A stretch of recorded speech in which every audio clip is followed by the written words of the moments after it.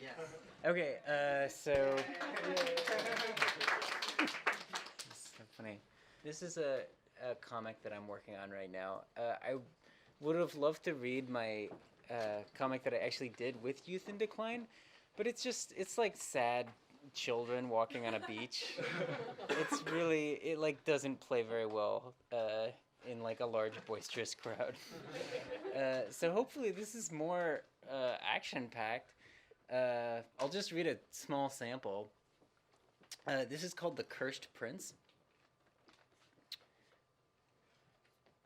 So, it's this character walking down this weird sort of desert castle landscape and going in here. And she goes up these stairs, and there's this big monster coming up over the edge of the battlements. And she's like, oh, what? And there's a Chevy sign in the back. I started drawing this when I first moved to LA, and I was like, there's something really high fantasy about LA. There's like all these like crumbling white towers and stuff. And so this giant stands up, and she's like, where is he? And then she comes forward with a big ass sword and picks up this poor little knight, and it's like, slam, you're dead. And suddenly she's back in this guy's bedroom. And she goes, Ryan, someone got in. Yeah, weird, right? It's coincidental. And there's this like hot boy lying in bed. And she's describing this monster to the hot boy. She says, she's really skinny. Her hair parts in the middle. And the hot boy's like, oh no, that's Elaine. She's really dangerous, but she's vulnerable here. And she points to a spot on her wrist. And he's like, hit her in the wrist. And she says, got it. And she says, just stay calm, babe. I'll handle her. And she runs out into this weird Los Angeles medieval landscape. And you can see the giant in the distance as she approaches. The giantess, I guess, is like, where is he? And she takes this tiny sword and swings it and chops off her hand. And the giant's like, no! And there's this gross panel of it just disintegrating. It's very metal. And she's like, that's really metal. And then later, they're having this tender, cuddly moment. And he's like, you take such good care of me. And she says, well, yeah, duh, you're cursed. Someone needs to protect you. You're this sweet guy who keeps dating crazies. This is all placeholder dialogue. And he says, I just feel bad that I come with so much baggage. And she says, it's not your fault. And he says, you know, though, haha, if all these people hate me, I must be a bad person.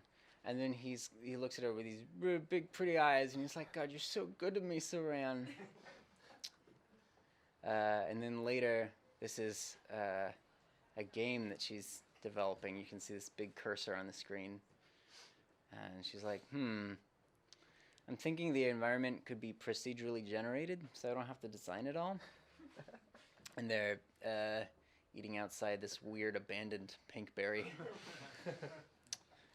She says, is that going to be a huge pain to program? Could you maybe take a look at it? And he's like, that's going to be a huge pain to program. They're both like indie game developers.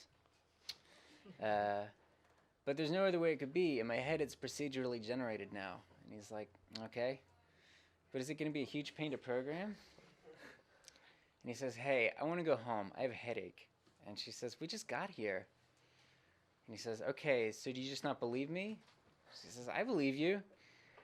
And they're getting into this meaningless tiff. And he goes, oh no, look. And she's like, what? Shit. And there's another freaking giant coming around the corner. She says, there you are. He goes, oh no, that's Emma. She stalked me over Facebook. And his girlfriend's like, how did I not see her?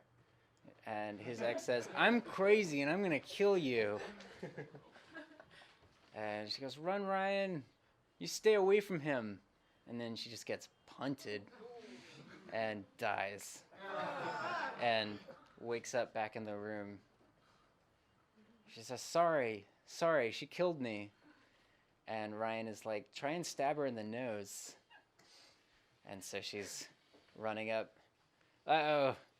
And she gets freaking kicked again and dies. And wakes up back in the room. She goes, "Fuck, she keeps kicking me."